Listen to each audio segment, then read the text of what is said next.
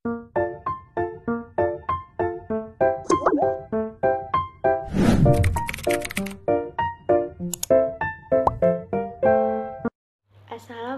warahmatullahi wabarakatuh. Perkenalkan, nama saya Anissa Almera Lubis dengan NIM 2202100020 dari program studi Administrasi Publik kelas 1A. Di sini saya akan mempresentasikan tugas akhir semester saya yang berjudul Fungsi Pengorganisasian dalam Manajemen. Fungsi pengorganisasian dalam manajemen. Fungsi pengorganisasian atau organizing dalam manajemen adalah proses mengatur tugas, wewenang, dan tanggung jawab setiap individu dalam manajemen menjadi satu kesatuan untuk mencapai tujuan yang telah direncanakan. Pengorganisasian merupakan fungsi kedua dalam manajemen, dan organisasi didefinisikan sebagai proses pengorganisasian struktur organisasi sesuai dengan tujuan, sumber daya, dan lingkungannya. Nah, berikutnya ada tujuan pengorganisasian. Tujuan pengorganisasian adalah agar pembagian kerja dapat dilakukan dengan penuh tanggung jawab. Pembagian tugas diharapkan dapat meningkatkan keterampilan masing-masing anggota organisasi atau spesialisasi dalam mengelola tugas yang ditugaskan. Berikutnya ada manfaat fungsi pengorganisasian. Yang pertama, fasilitas koordinasi antara para pihak dalam kelompok. 2. Pembagian tugas sesuai dengan kondisi perusahaan atau lembaga saat ini. 3. Semua orang tahu apa yang sedang dilakukan. 4. Pemantauan menjadi lebih sederhana. 5. Memaksimalkan manfaat spesialisasi. 6. Efisiensi biaya.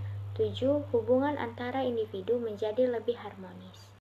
Berikutnya ada prinsip pengorganisasian. Yang pertama, prinsip spesialisasi kerja. Prinsip ini sering disebut sebagai prinsip pembagian kerja. Yang dimaksud dengan spesialisasi pekerjaan adalah pembagian tugas atau pembagian pekerjaan kompleks menjadi sub-sub pekerjaan yang berbeda. 2. Prinsip otoritas.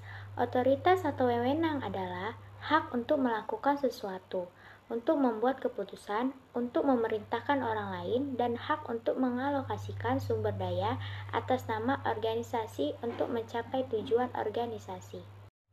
Yang ketiga, prinsip rantai komando. Dapat diartikan sebagai garis kewenangan tanpa putus yang membentang dari puncak manajemen ke karyawan level terendah, serta menjelaskan siapa yang harus bertanggung jawab dan melapor kepada siapa. 4. Prinsip pendelegasian wewenang. Pendelegasian wewenang merupakan salah satu hal yang penting dalam organisasi.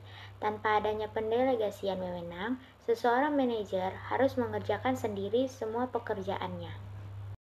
Selanjutnya itu ada tahap pengorganisasian. Yang pertama, tahap kreativitas. 2. Tahap pengarahan. 3. Tahap pendelegasian. 4. Tahap koordinasi.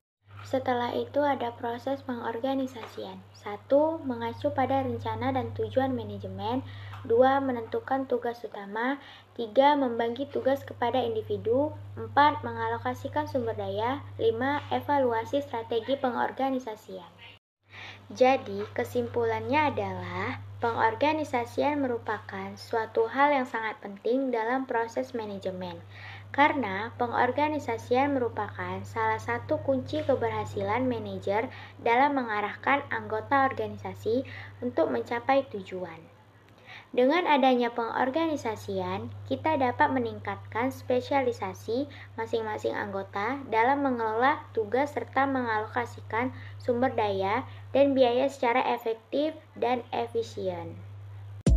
Sekian dari presentasi saya. Terima kasih.